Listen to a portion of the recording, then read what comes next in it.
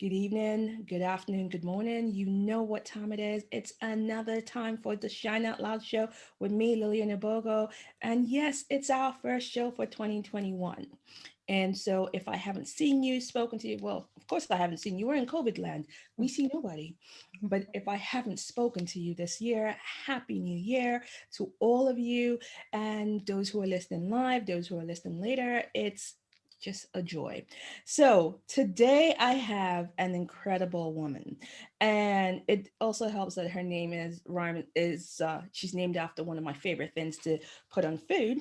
I'm talking about cinnamon. Now, if you know her, she is a digital marketing strategist. She's an entrepreneur. She is also a digital nomad champion and activist for women to move from where they're located to find new places that spark joy in their heart. And she decided this on her 40th birthday to get up and leave the United States solo and has been living in different places and has found herself in Portugal.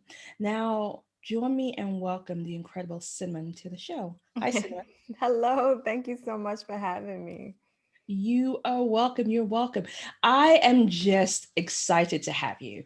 It's it's something that I've wanted to talk to you about, this whole idea of being a digital nomad and everything. And I know whenever you go online to the great Google and you click in digital nomad, the faces that come back in terms of research results are usually of the non-us variety. So Mhm. we are not considered digital nomads. When we go places is we are refugees or some other words. We are not expatriates or we are not expats. So the fact that you are an expat and a digital nomad is something that has me truly excited.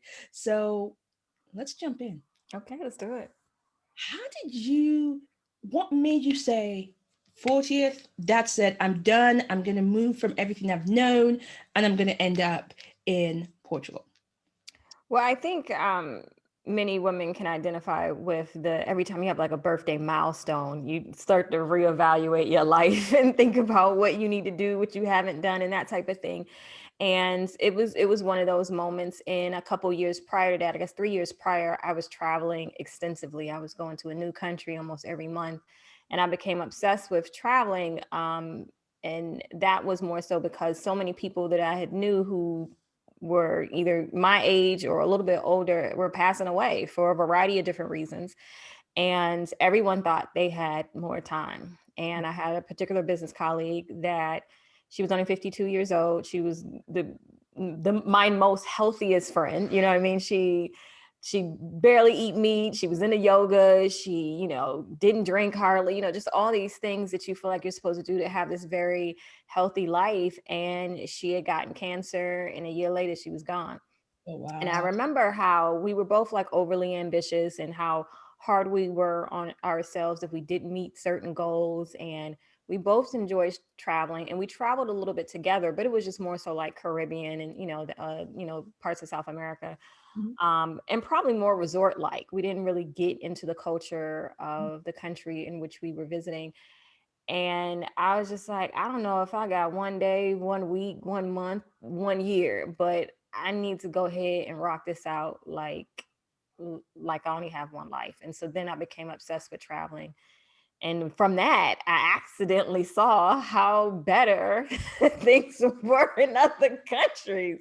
And then I was like, what the hell am I doing here? I had this like kind of like an addiction that I would tell people often. I would literally land from wherever I've been in the plane. I'm from DC. I would get there in Reagan, and I would be in my Uber going back to my house, and I'm on Airbnb looking for the next place I'm gonna go. And it was like when I noticed I was doing, I was like, that's a problem. Like I gotta dig deeper as to why do I keep leaving. And then it was just like, let's do it. I knew that, well, I mean, the recession is slowly coming in the United States. I had, of course, had no idea about COVID, but I figured that the recession was coming. And so my idea initially was just to leave the US for, let's say, 3 to 4 years, lower my expenses, kind of, grind, hustle, and then come back in, 3 or 4 years back to DC. But now, like, now I ain't coming back. I mean, before COVID, there were other things that happened, which we won't mention, which are being changed today,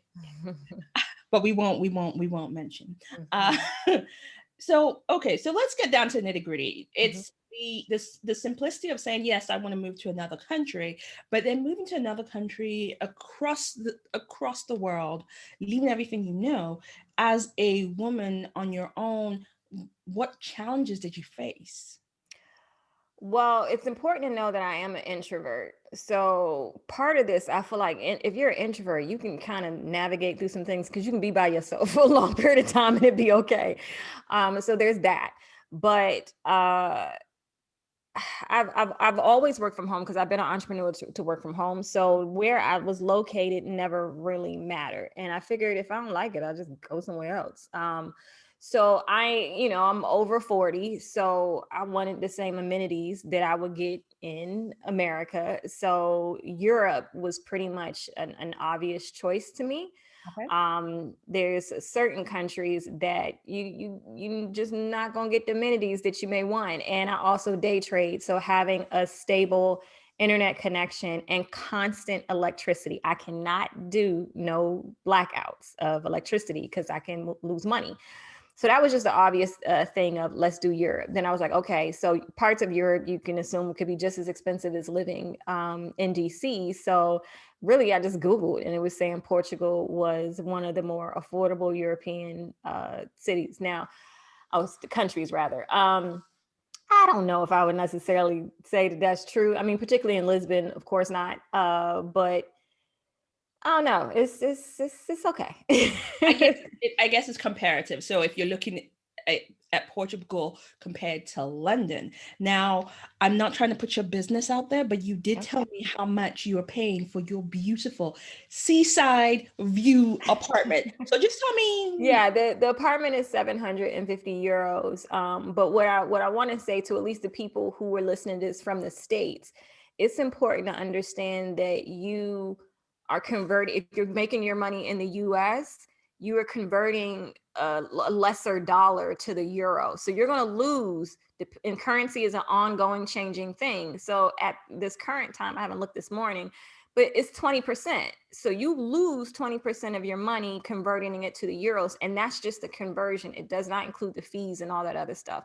So even though my apartment is 750 euros, you definitely need to take into consider the exchange rate and how much it's going to cost you to get said money to Europe. And I definitely don't think that people consider that, particularly from the US, because if you are also still working in the US, if your money is coming from the US and you're working for a corporation, you're going to get taxed, what, 28 to 35%, depending on how much money you make. Then you got additional 20% that you're going to lose just on conversion.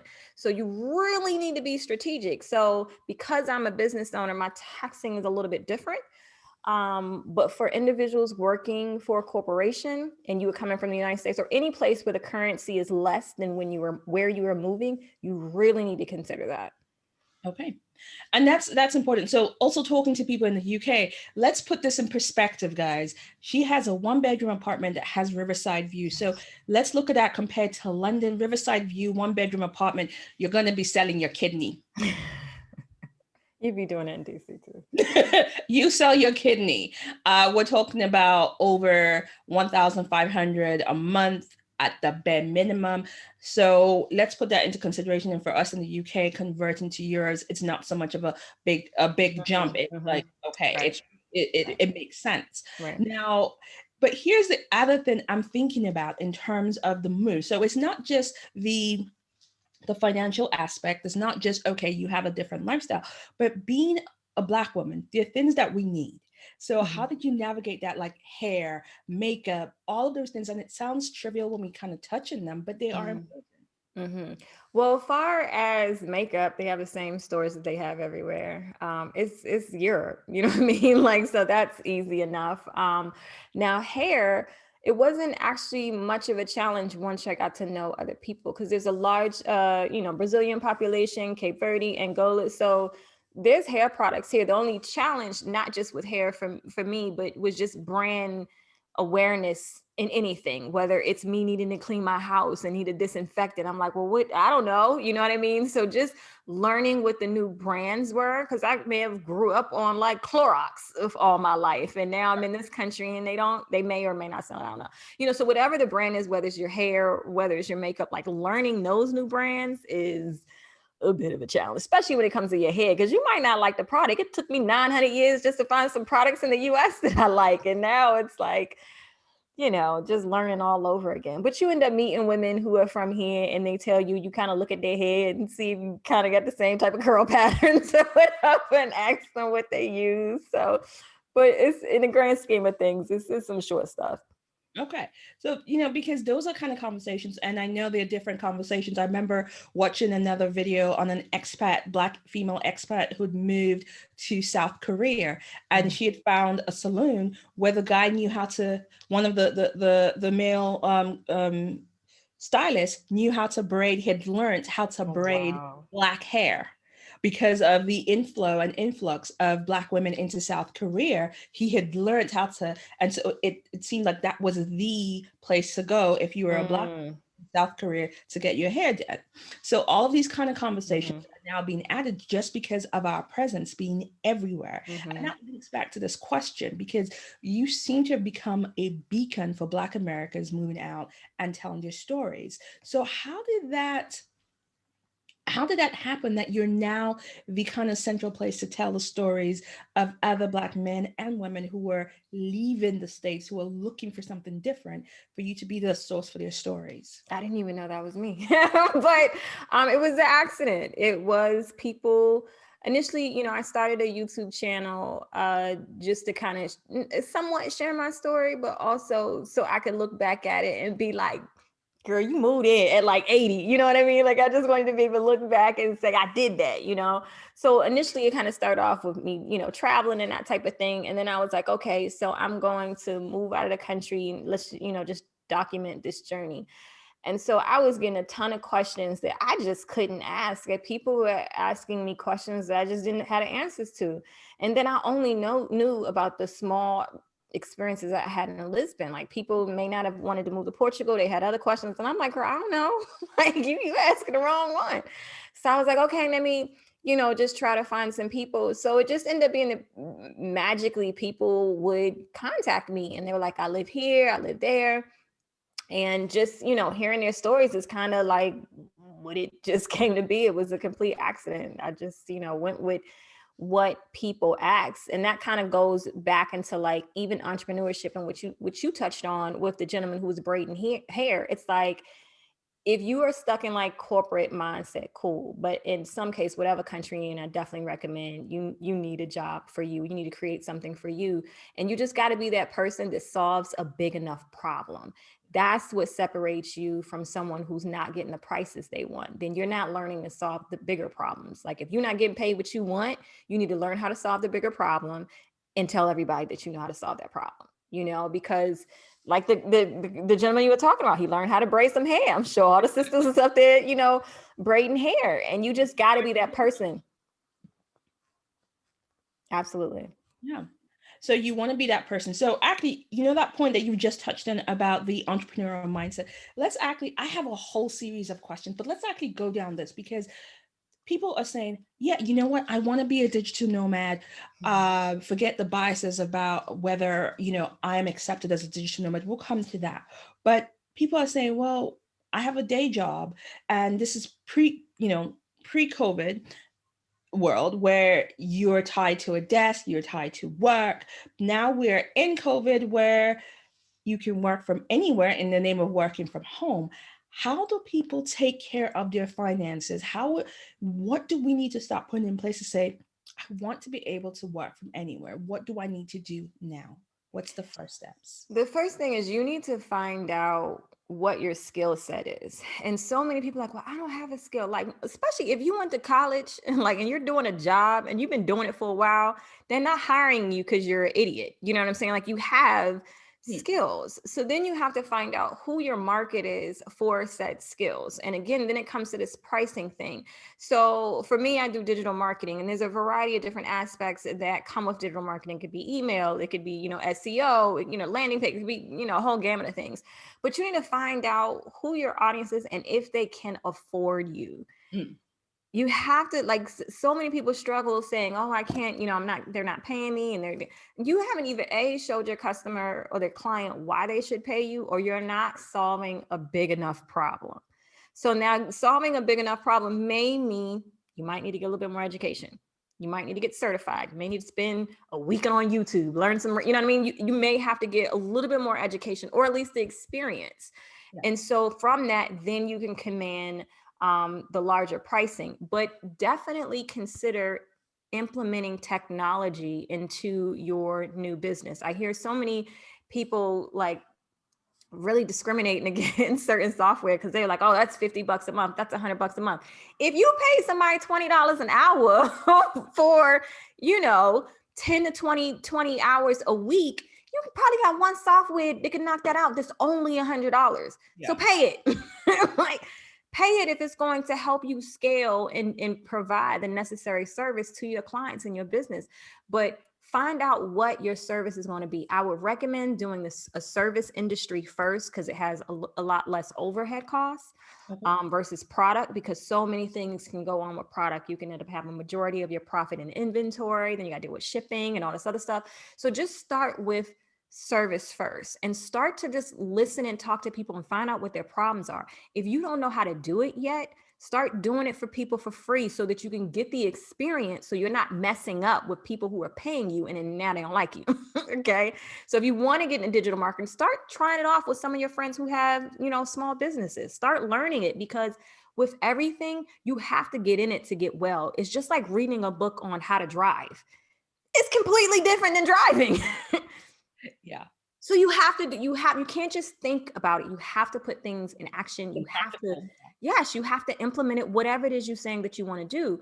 But you have knowledge. Everybody does. You're not out here getting income because you're an idiot. You are absolutely brilliant, and you just need to transition that skill. Period. Okay. So I like this. So let's keep on this track, because you mentioned some software. What software do you currently use? Gosh, I use like 9 of them, but I use Acuity. I Okay. use Active Campaign. Okay. I use Slack. Okay. I do use what's that project management one I use? Trello. No, Basecamp. Okay. Um shoot. I wasn't prepared for that question. I use a bunch of them. I can't think of them all, but What, that's fine. Maybe what we can do is you could send us in just a list of software that people can actually start looking to invest in to help them grow their business. sure. Like, At the basic level, get Acuity. I mean Acuity. The basic level, if you're doing service and you want people to schedule, I would say Acuity versus some of the other calendar software, only because at the end of this, the key is to automate a lot of your systems. And so it's important that when you're connecting it with something like a Zapier or a Jotform or something like that, that all of them communicate together so you can have like a seamless process. right. And Acuity just is, because it's an older company, it connects with a lot of other automation software. So I would say Acuity if you're doing services, so that you could schedule and have people pay you. In addition to Active Campaign and Stripe. Those are probably the three, and Stripe doesn't charge you anything. But those are the three you need to have to start your business, the bare minimum. Okay. So, and for those who don't know Stripe, Stripe is a payment processing platform similarly to PayPal. They only charge you a percentage when you use it. And the great thing about it is that Stripe takes credit card, and it's a great tool. I use it as well. So I'm a fan of Stripe. So we've talked about some software. We've talked about start investigating the skills you have. Okay. So let's say you have somebody who's saying, I'm not sure about my skills. I think I may have skills in terms of I can be a VA, I could be this, I could be that. And I'm thinking of moving. What should be their first thing in terms of protecting their finances, growing their finances, and we're looking at it because your area of expertise is coming from the States. What do people need to know first before they jump up and say, yeah, I'm running and I'm getting on a plane? Get your clients now. Don't wait till you move. Get your clients now. Secure your clients. Secure that you have money coming in, that people are liking you, that they're enjoying the work, that you're getting that experience. Because not many times you can't necessarily transition the same skill to the country you are moving to. They may not have that, or they may not be paying for it the way that they were paying in the country in which you're in. So if you can do that first, then obviously it will take off so much stress when it's time to make the move. And it's so many new things that you're going to be experiencing and trying to pull together. The last thing you want to be thinking about is how I'm going to make money. And it fascinates me how many people would just roll out and don't know how they're gonna make money. I have people probably in my inbox right now saying, "Hi, I'm in Portugal and looking for jobs, but I can't find." I'm like, "Why you didn't think of that before you came?" Like, who is so? Just do what you need to do on the ground now. Make the money or the savings at least Mhm. to make sure that you'll be able to transition okay. Because just expect anything can happen. You can, maybe you want to increase your apartment budget. You want a bigger apartment, and you're gonna pay more money, or you're gonna have to pay more of a down payment and security deposit because the apartment is more expensive. So you just want to consider those things, but don't put the pressure on yourself to come to a new country, immediately start a new business, and try to make money and try to learn the language and try to figure out where you It's like. a That's lot. just That just a sounds a lot. That sounds lot. a lot. So yeah, so you're saying before you press go on I'm moving, I'm gone, start finding the side hustle now, get it on board, get it running, get the clients, get the connection, start building the community because thanks to the fact that the world now really is global, Mhm. you can have a community of women or men that you can connect with that could be your lifeline and you can communicate with them through WhatsApp, Absolutely. Telegram, Signal, whatever, at this point using Slack, that right now you can have that community behind you. Now, you mentioned just before, and I almost forgot to pick it up on that even though you're a digital marketer, you're also a day trader. Mhm. And so how has the time difference affected your strategies or being able to trade? It And sucks. I'm not even gonna lie. It wasn't that bad when I first came. Um, it does. It kind of sucks. so do you trade just the US markets or do you trade beyond the No, US? I just trade US, just US, and I only I only trade on the indices, options on the indices. I don't trade any individual stocks or anything. I'm on the S&P, Dow, like that's all I mess with. Um, yeah, so it doesn't fluctuate as heavily in regards to volatility of what's going on with a particular company, which is why I prefer indices over individual stocks. But it's it can be a challenge. But I don't day trade every single day, so I'll wait for a entry or exit that I was waiting for, Mhm. and then I'll do what I have to do. And so I'll stay by the computer or my iPad to kind of let that play out. So I don't day trade every day, just when I'm looking for an expected large enough movement and to purchase enough contracts to make that worthwhile. Okay, so you said a lot, and I understand some of it because it's something I'm learning myself. So can we just rewind a bit and for you to give the layperson who doesn't understand what is day trading, why we should do it, what are I don't industry? think here's the thing. I don't want to go down that road because I don't feel like people should be doing it right now, to be perfectly honest with you, because trading or investing in the stock market right now, the market is going up. So you could be a complete idiot and still make money. And so Right. people who don't know what they're doing, they assume they know because they're making money, and they don't learn the fundamentals of trading. And so they make money and then they're gonna lose it. And it's oh shoot. I don't know. Sorry. That's all right.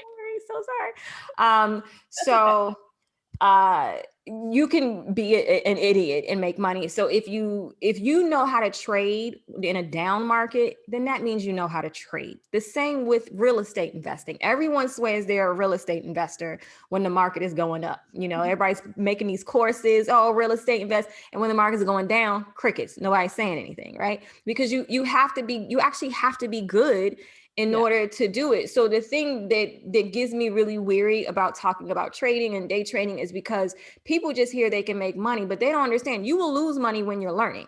You can lose if you don't have $50,000 to literally take into a toilet and flush it, then you shouldn't be trading. Because to be honest, that's what you need in order to make the mistakes and learn, because it's all psychological. We've been taught in our schooling to be correct. You want the correct answer. You want to do this so you get the good grades. Yeah. That is not how trading or in the stock market works. So you'll sit there, if your mind isn't right, you'll sit there and put a trade on and rationalize why it's going to go up or down. Just got something you just pulled out the sky. Okay. You'll rationalize why your trade was good because you didn't train your brain yet to understand. It doesn't matter what I think. If this is what my rules are, I need to follow my rules. And this is what I need to do. I need to get in or get out, or I need to stay on the sideline. Right. And some professions really struggle with this because, again, your profession taught you that you have to be correct. So like engineers tend to be the worst traders. Okay. Not saying that there aren't exceptions, but you really have to work hard to retrain your brain. It's a mindset thing. You really have to work. Yes. So the only person you're fighting with in trading is you. And I fought with myself for years. And when I first started, I wasn't good. Most people aren't good when they first start. And so people are just out here assuming, oh, I'm going to do this and I'm just going to be great. No, the hell you're not. Like, what profession do you know that someone was good right out the gate? That's not a thing. That's like, not a thing. Speakers are terrible to start off with. Just at the bare minimum, you got to suck at the start. And yeah. And when you suck at trading, you lose money. You don't just suck at trading and don't lose money. That's not a thing. So when you're bad at trading initially, what you will be. But no one wants to hear that because it's not, it's not sexy. You know what I mean? But when you're learning to trade, you will lose money. You will have some moments in which you will make some lucky, money, and you'll think you know what you're doing. And then the market will find a way of handing you your ass. Okay, so I think this is something we will definitely come back to. So being that you've been day trading for years and everything, and you've learned strategies that you put in place that you utilize, and which is why having constant power supply was one of your requirements for where you move to. So that actually forms into what requirements when we're looking to move to certain places. Should we have how we're taught to have the list when you're looking for that man? You have the list when Absolutely. You have to have a list. You have to have a list. And go visit the place before you move. It's amazing how many people don't visit a place before they move. And I just feel like you should, if you can, because it's a big decision and you may not like it. And I feel like sometimes you kind of get back into like your inner chi and things feel good or they don't. Yeah. And if you're going to make it a new home, see if it feels good first. And granted, if you visit, it's going to be substantially different than living there. I'm aware of that, but just know that it makes sense to go check things out first, in my opinion, even though, some have not and made it work. But you also, if you're a veteran traveler, knock it out. You ain't got you got this. But if you have never left the country, which I'm learning, there are people who have never left the country and they just moved abroad. It's a culture shock. I wouldn't recommend it. I would say do some traveling first, but to each his own. Okay. So, looking at where we are, the world is literally upside down, to coin a phrase from Hamilton. How has your business model changed with the whole COVID times? What are you doing differently? You mentioned that you've been working at home for years. Has COVID made an impact to the way you do business? COVID has actually helped business for me because so many businesses understand that they're not online, or people can't find them online, that they don't exist. So far as the digital marketing space, I've been swamped. So that's been good. But Right. when I moved here, it was important for me to figure out ways to make euros versus USD because there's such a dramatic difference in money. So I had to, kind of figure out what those things were, let my clients know that I'm switching from USD to euros and they know how Right. to deal with it. And just kind of making that transition to changing the currency just to make sure you're not financially stressed. So business has been good. I think anyone who's kind of in the digital space right now is probably doing relatively well. In addition, just making sure I'm always adding additional revenue streams that I recommend everybody do, um, and kind of learning how to automate those types of processes so that you can scale. Okay. And I have some questions I want to ask about the revenue streams. But before that, I want to look at, today you're a DC native with everything that's been going on with your city. How are you feeling today? Um, when everything kind of went down, when the invasion of the Capitol, anyone who lives in a DMV area can attest to what we know the level of security to be in Washington, D.C. We can't even walk to the Capitol just if you know what I mean? Like that's not a thing. Right. So to see that it was open means various people allowed it to be open. And that's hard to watch, Mm. really, really hard to watch. It's hard to watch my city go through that, but um, the the way of the world right now is not new. It's not just from our last guy. This is America. It's had certain ugly components of it for a while. It's had some very beautiful components and it's had some ugly components. And until we deal with it, it's going to keep being nasty. One my main motivation for moving out the country wasn't just race relations. It was just also quality of life. And so as much as I love my city, I think probably anybody on the East Coast in California could attest to your quality of life is going to be affected and your health can be affected just to chase capitalism. Yeah. And you got to decide if that's all you want. And I've seen, friends, colleagues that's all we focused on. And what did it do for us? You know what I mean? Like there's things of me growing up in America is to definitely help me even in this transition and how to do business and how to, move and navigate. And then, and even the ambitiousness, because that's not in every country, Jesus Christ. So that could be a challenge. Like, whoo, that is hard for me here. I am so struggling with that change here in Portugal. But on one hand, I'm like, okay, maybe I need to learn to kind of calm down and things aren't this serious. It's not about business all the time, but I'm struggling. But it's hard. It's hard to watch my city and my friends and people I know who work for the federal government. And it's just like, oh word, this what y'all gonna do? And y'all gonna know I know what I know and see me see y'all do this. Got it. It's really hard to come to work the next day and knowing, because we all know if you work for the federal government, we know how locked down that whole city is. Okay. So, all right. I think for myself, watching it as a Brit and watching that and going, we remember the BLM protest, the Black Lives Matter protest, that was a justified protest. Mhm. We saw the policing, and then we saw the policing that happened for the other one. And it's like, so we're like, oh, okay. But we know what it is. This isn't new territory. If you're a person of color, there's a double standard. We know Oh that. yeah, We know that. there's knowing a double standard, and there's another thing for it to be kind of waved in front of your face, going. That is true. That is it true. And that's what that was. That was a wave in the face. was like, It absolutely. That's true point. True point. So yeah, I think that is accurate. so and we're wishing for better times for your city and your country, and now that things have changed, let's kind of put hope forward that it will be changed. There will be a change that will come.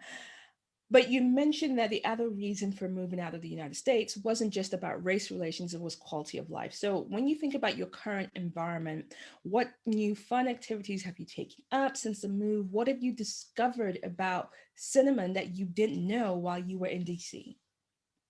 Well, I haven't taken up too many activities because it's still a pandemic. Oh no, So minus I before still, COVID, before oh COVID. yeah, yeah, well, okay. So before COVID, I was still trying to, get used to the city. I had a boyfriend, so I was like, making sure he was good and just really just exploring Lisbon. Right. So then fast forward now, I'm thinking of things a little bit more strategically because I mean, I'm not focusing on a relationship and I'm focusing on, longevity in a country, um, particularly a country where the euros are higher than the US dollar. So I'm also focusing on there is going to be a massive recession globally. Yeah. And so the way I operate is like, okay, so I need to hustle at every moment I can because people's financial situation is going to change dramatically. Maybe some of the companies that have hired me may not have the same discretionary income 6 to 8 months to a year from now, and I need to prepare for that. So I feel like everyone, job can lay you off today, Yeah. tomorrow. You know what I mean? So you definitely need to, this is why the independence and entrepreneurship is so critical, even if you're working with someone, because if you tie your whole worth to a corporation, you're going to be in a bad way when that is severed. Yeah. And I experienced that, you know what I'm saying? Not so much with a corporation, but when in my first level of entrepreneurship, 2008, 2009, I lost everything and I had to start all over again. But I was so stuck in depression for like 3 to 4 years that I couldn't even get out of my own way to kind of see what else I needed to do to kind of, pick up my life and start a new business. So I prepare right now. I tell everybody now, right now is the time you need to be planting seeds. You need to get Yes. yourself out there. You need to be marketing. You need to be email marketing. You need to be in every, situation so that you can grow your audience. And so you can, continue to, because it's all a numbers game. Marketing is all a numbers game. The more people who know you, the more money you can make. Yes. This is what I'm learning myself. So you got to do it now. It doesn't happen overnight. You got to plant those seeds. You have to plant the seeds right now. Okay. All right. So plant seeds, start getting your mindset right, start finding the connection. You mentioned about, using Slack, and we know Slack is a communication platform for working with. What importance is the expert forum has been for you in terms of relocating and also just helping with keeping your mindset right? How has that played a factor in it? Well, I think the major factor for me is my expenses have been cut dramatically, like over 50%. Right. So when you're not in the constant hustle of how I'm gonna make money, how I'm gonna make money, how I'm gonna make money, then you can just lay back for a minute and just like breathe and think about all the things that you want to do, what brings you creative joy, Right. seeing the problems in your environment and possibly how you can do it and be more efficient. Right. So when you are in that constant huddle of like whatever it is, for you can't clear your head. Yeah. And so it's like finally getting out of this abusive relationship. And now you can live for you and figure out, okay, so what does that look like? Do I want to help people that are like me? You know what I'm saying? And that's where it comes to planting the seeds, because even though I came out there, I had no intention as what I was going to do with the brand. But in Right. anything you're doing, you need to build an audience first. I Okay. think so many people get caught up on, oh, let me take this course on how to do an online course, or let me take this course on how to do drop shipping, or let me take this course, all these different avenues, but you don't have an audience yet. Yes. You have to start from ground zero. You have to get an audience, because all these other classes, you're just wasting your money. You could spend money on getting an audience, but don't try to do all this stuff. Because okay, you got this store, don't nobody come to it. How you Mhm. gonna make money? You learn how to make it pretty, but don't nobody come to it. So what's the point? So work on how you are going to provide value to the world, Yeah. build the audience, and then from the input of said audience, find out how you're going to make a product. What various entrepreneurs, including myself, I've done this too many times. We think we know what people want. We'll go in a cave for like 5 months and create this product or do this thing. and then come out when you got no audience and it's crickets. You just wasted all that time because you didn't create what people were saying that they wanted. Yeah. So build the audience first is the first thing. Second thing is communicate with the audience. If you need to be answering the questions, you need to be responding back to emails. Like for me, I'm at right now, I know somebody's listening is like, well, you didn't respond to my email. Like, I don't have all of the time. I'm responding to some. I might not have gotten yours, but I'm responding to some. But you really have to, be into that. And a lot of it has to do with the algorithm as well. Mhm. Any online platform that you're on, the algorithm is measuring engagement to know if it needs to push your content out to more people. And if you're not engaged and the people not engaged in the algorithm, like, nah, it's just another one of those people. I ain't got to push it out. So Right. that's important. Okay, so that's crucial. So I think, there's a lot of things, and I definitely want to have you back on the show for Sure. almost a masterclass version of how to take your business from ground zero to actually up and running. And I think that's going to be definitely useful for this time. So let me, let's ask a couple more questions. And looking at where you are at, you've moved, you're making the money. What is the job market like in Portugal? Let's just I don't look. know. I don't know. The same way I can't tell you what the job market was in DC because none of that is relevant to me. I need to know I got to get my clients so that my house is good. But Portugal is not known for having this massive job market. Right. So if someone is moving to Portugal and they need to get a job, in my personal opinion, someone else can have a completely different opinion. In my opinion, I don't think that that's the move you should make. But I don't. People ask me like, I'm looking for a job. I can't help you. I couldn't even help you in America. Like, I don't know. Go online. I don't know. No clue. No clue what the job market is. Okay. Okay. Thank you for that very frank answer. But you know what? It's an honest answer that we need, because we need probably going to post COVID, and from where we are right now is get out of that. I need to have a day job in my back pocket. And I say this and I laugh at myself because I know there's situations that even for me, I have to go back into a day job. Is what else can I do? What else Mm-hmm. is possible? And like you said, you have, if you're educated, you've had different roles, you've had different careers, you probably have enough skills falling out of your behind that you can actually be of service, that you are not Mm-hmm. beholden to a day job. Mm-hmm. So okay, so let's move from that. But even if you want a job, you still have to market you. So put Yeah. yourself on all of the job, your Indeeds, your LinkedIn's, all of that, so that people can actually find you and understand there's going to be a surplus of people who are going to need a job. So you have to really step your game up. If you're saying you're doing, graphic design, create a video showing the graphic design, how you do it better, do it. And then really you can niche off if you want to do graphic design just for dentists, if you want to do graphic design just for entertainment, like get very niche and become great at that. And the reason why it's important to niche it down, because when it comes to digital, that's how SEO works. You Mhm. can't, like, even if you're saying everyone's like a life coach now, but I didn't mean to make roll my eyes, but everyone's a life coach. And so a woman who's like 40, divorced, 4 kids, is going to be completely different than a 25-year-old. So you're going to be life coaches to both of them. And I'm supposed to know that no, like you gotta be very specific as to who your audience is. And in this world, people go too general, and that will not work online. Okay. All right. Listen, Cinnamon is dropping the nuggets here. So you need to pick them up and know that this is for our best interest. Go specific, find out what makes your heart sing, look at if there's an audience there, and actually start serving a community, stick to a community. Mm-hmm. Okay, so you recently posted a video online which basically almost got me licking my screen because you had gone food shopping. Oh, And yeah, the butter with the salt in it. yes, that butter with the stuff. That's the main thing my ex gave me because I ain't know nothing about that butter. I was dating him and he taught me about that butter.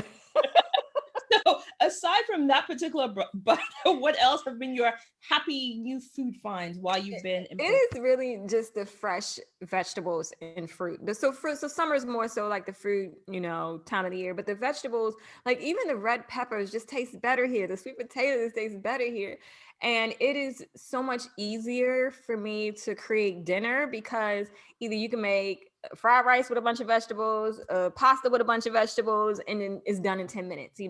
So it's not specific things. It's just kind of access to it not being a food desert. even in DC, you can find certain grocery stores that were either super expensive and just didn't have all the vegetables. They definitely weren't fresh. Like we don't really get our vegetables from America. Like, they come from another country. They go to California first, then they hit the East Coast. I don't even know what the hell they eat in the Midwest. Like, I don't know I don't know how long nothing been. And then you can't pick it up. You can't pick the fruit or vegetable at its prime because you have to compensate for travel. Yeah. So here, like, it's like Portugal, there's a lot of farmers here. You can go to various markets in addition to Spain's right across, border, and we get a lot of stuff from there. So that has a lot to do it. But the fresh food is just what makes my heart sing. I love Mm. it. I think I remember one of my last trips to the States, and because I'm trying to eat a lot healthier and going more organic and free range. And I remember buying breakfast stuff organically. And it was so bad that I called my mother. And I was screaming because I was like, Mom, I've just spent like $20 and all my money is gone. And I just bought butter, eggs, and bread. Yes. Whole Foods, we call it whole paycheck. Like, the amount, the cost of food alone, if you were trying not to eat processed food, it actually, processed food is substantially cheaper because Yeah. it ain't even damn food. But America just not. That's also when I was thinking about places to live. Europe came high on my list because I knew that they had food restrictions that America didn't. America would throw something, whatever, in your damn food, and Europe just doesn't do it as much. And so that was really critical to me when it came to finding a place to move. And in America, our Food and Drug Administration is the same agency. Like, how is that not a conflict of interest? Like, we just, I love my country. I'm not no American hater, but you got to look at some things that just don't make sense. Right. Okay. So, you know what, Cinnamon, I'm going to switch back, just go Mhm. back very quickly because there's another thing you said about having the sources of income. And I Mhm. remember I pinned this question because I wanted to come to it because Mhm. there's another source of income that you are introducing. You're Mhm. setting up a language school at the Mhm. Oh, how did school, that sounds scary. Yeah, but yeah, some language courses. Yes, we have language courses for people who move into Portugal and want to know the language. I found some teachers that I've vetted that I really like, who are teaching live Portuguese classes, and it's been cool. It's been cool for a variety of reasons. One of them, I didn't all the way anticipate. Anything I personally put out there, building a community is really one of the parts of it that I want it to be. So instead of just having a teacher record things and put them on software, I really wanted a live audience of people right. who could get to know each other. If they're moving to Portugal, now you got a friend. What I'm saying? You've been studying with this person for the past 2.5 months, 3 months. Now you have a friend. And to me, when I moved here, like, community was a big thing. And I, despite what people may believe, can't be everybody's friend of Portugal. Like, I just can't. Okay. And I'm an introvert. I don't even like meeting that many people. You know what I mean? So everyone contacts me like, I'm moving to Portugal. I need to meet. What?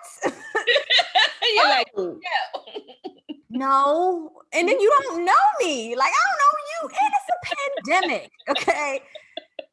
So, but this allows you to get a better experience with Portugal because you're learning the words, you're learning the culture. So when you're trying to communicate with people, like, for a while, people would say hello to me. I didn't know that at the time. And I didn't say anything back because I didn't know what they were saying. And it's like, now you know your greetings. So when someone greets me, I'm like, oh, hey, you know what I mean? Like, because I didn't know what it was before, So you So have what's hello? What's hello hello, in hola, and bon dia, bon tarde, bon noite. Depends the what day? time of the day it is. But people will, say bon dia, and I'd be like, what, And now I know, even with someone flirting, I know when someone flirting. I didn't know that before. You know what I mean? I'm You trying. gotta They're like, know when someone is flirting. You don't that's want to look like that important. awkward girl. Like, Right, right. But I think that the thing that makes me super, super excited is that people are, because we break up. I try to break people up in their own study groups based on their time zone. And so now these different cohorts are developing their own friendships and their own relationships. And that just makes me super happy, because if people are going to move here, you already have someone and you've been getting to know for the past 3 months. And although I knew that I didn't to see it in real time. It's like I'm super excited.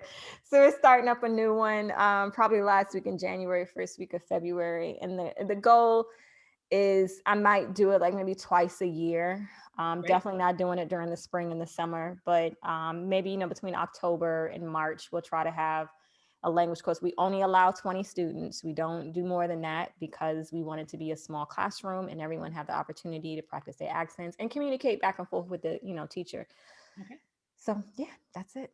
All right. So how can people find out about it? I will give you a link. You can go to drivenspice.com, probably, depending on when this goes up. Or learn is probably the best way, learn.drivenspice.com, and you'll see whatever courses we have up. I'm going to be doing a YouTube course coming up soon because I recommend that everyone gets a YouTube channel. I require it from a lot of my business companies I work with. Right. And when we talk about multiple streams of income and planting seeds, YouTube is one of the best ones of seeds you can sow. Okay. So it's good that we have the link. I will get all the links from you and put it in your show notes so people can find out. Um, I think there's a lot that we can unpack here, and I think we can talk for a good few hours. Do what we know when you're done. Hmm. But what we'll do, like I said, I'm definitely getting you back on the show because then Sure. we can do, or even, do something around having a masterclass and talking about how to secure this bag for ourselves so that we are not in the place that we're beholden to anybody's Yeah. crazy. Let's just Yeah. call it. So we're not beholden. We can actually go out there and actually create and start creating generational wealth. Mhm. It's really important about that. So my last question for you, and this is my last question. And girl, you know how to create a lot of envy online in terms of your videos. I watched your What last videos? staycation video, The what? The what video? your staycation video. Oh, for Christmas. Yeah, where you went on your Oh staycation yeah. holiday. That room looked Yeah. really delicious.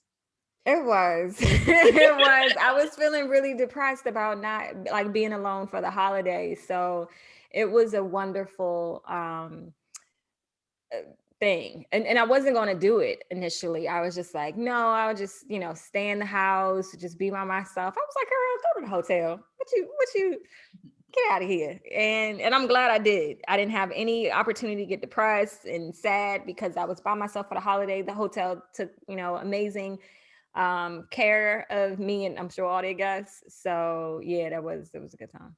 Good, good, good. So, all right. So, Cinnamon, how can people connect with you, reach out to you? I know you're on YouTube and I know you're on Instagram. What are your handles on both of them?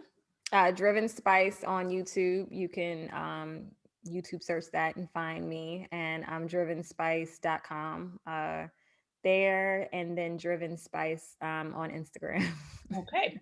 All right. So, guys, you know how to find her. Reach out if you want to find out about moving to Portugal, if you want to find out about having someone handle the digital aspect of your business, your SEO, and all of those things. Reach out to her. And if you have questions about starting a business or even learning Portuguese, reach out to her as well. And you never know what the rest of 2021 will bring. Absolutely. Cinnamon, I am so glad that you've been on the show today. This has been a lot for me to even take in. I'm gonna just take it. I had a blast. Thanks for having me. Oh, you're so welcome. You're so welcome. Thank you. Guys, you know what to do. If you enjoy the show, give us a like, give us a 5-star review on iTunes, leave us a comment. You know where to find us. We're on Instagram, YouTube. Go to our website. We're on Facebook as well. Reach out and recommend to us if you have somebody that you go, you must talk to them. They need to be on the show.